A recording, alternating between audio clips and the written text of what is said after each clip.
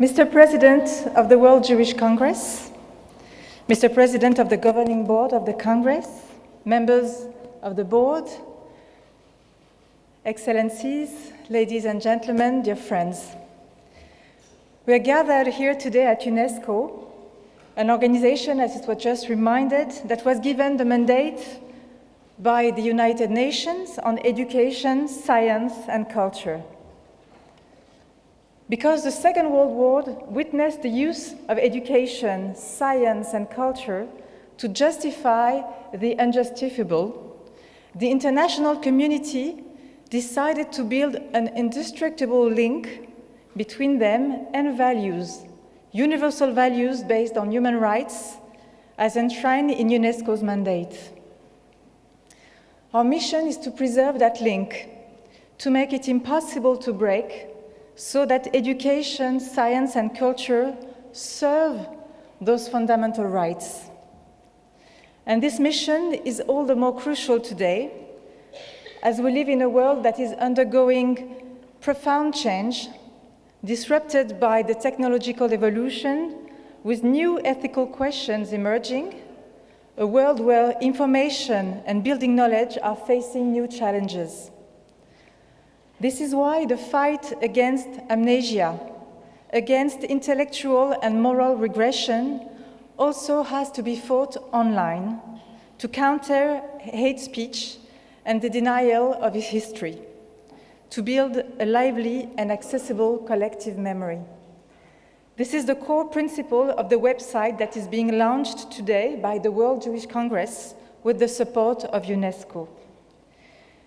Memory is not only mourning or departed, but also raising the alarm among the living against the risks that are once again on the rise, said Samuel Pisar at the Memorial de la Shoah on the occasion of the 60th anniversary of the liberation of Auschwitz. There is no doubt that Holocaust and Second World War is the most researched period in contemporary history.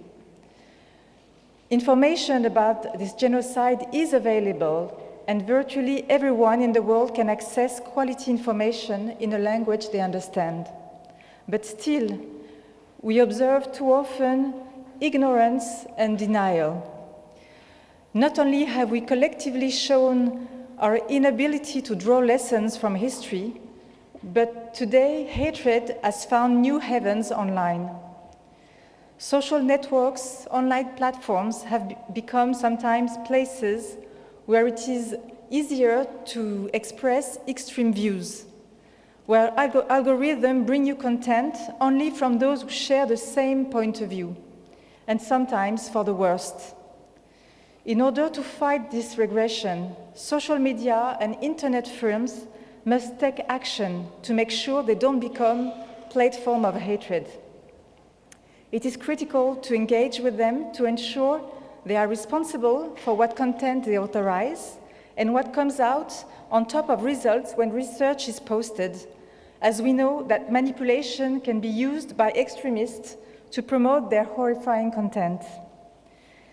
The assassination at the Pittsburgh synagogue are a reminder of the way hatred is nurtured online without any form of contradiction.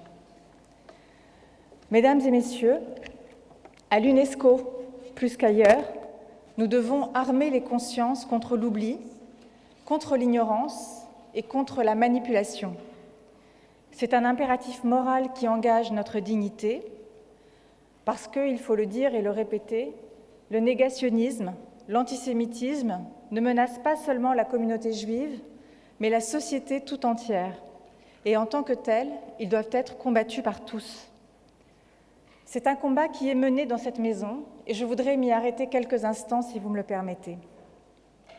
Dans toutes les actions que nous menons, vous ne trouverez rien qui ne soit conforme aux valeurs et aux principes de notre acte constitutionnel, dans une volonté de dialogue et de coopération, dans un objectif de prévention.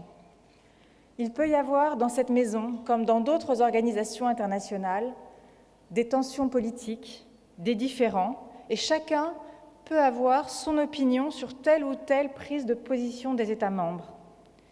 Ces tensions sont inhérentes au système international et nous travaillons ici à les surmonter et je veux remercier le président de l'avoir remarqué, peut-être plus que jamais dans les derniers mois qui viennent de s'écouler. Mais ce n'est pas la question ici. Quelle que soit la conjoncture politique, cette organisation, parce que c'est sa responsabilité et parce que c'est sa mission, doit s'ériger contre les discours de haine. Elle mène un travail qui est unique dans le système international par l'éducation aux médias, par la défense de la diversité culturelle, la défense des patrimoines et surtout par le pouvoir de l'éducation. Il ne faut pas fragiliser ce travail qui est mené pour la paix. Sur la question de la mémoire des génocides et de la Shoah en particulier, l'UNESCO travaille sans relâche auprès des enseignants et des formateurs. Nous le faisons avec des moyens qui sont très limités, trop limités, et je veux remercier ici les pays qui soutiennent financièrement cet effort, notamment le Canada, la France, Monaco. Il est crucial que dans le contexte qui est le nôtre, ces moyens soient maintenus, et ce n'est pas le cas à l'heure où je vous parle, et qu'ils soient même renforcés. Ce travail s'appuie sur le travail de chaires universitaires que je veux saluer. Elles se trouvent aux États-Unis, en Pologne et en France sur cette thématique. Ce travail s'appuie sur des partenaires exceptionnels, comme le Congrès juif mondial, comme Yad Vashem, comme la Shoah Foundation de USC, comme le Musée mémorial de l'Holocauste des États-Unis, comme le Mémorial de la Shoah en France. En 2018, cette année, en partenariat avec le Mémorial de l'Holocauste des États-Unis, nous avons mené des séminaires de formation pour les équipes éducatives en Colombie, en Indonésie, au Mexique, en Ukraine, en Namibie, au Kenya, en Afrique du Sud et en Tunisie. Nous venons de plaider au plus haut niveau lors de l'Assemblée générale des Nations unies en septembre dernier, avec le secrétaire général Antonio Guterres. Nous avons plaidé pour que soit reconnu et renforcé le pouvoir de l'éducation dans la lutte contre l'antisémitisme.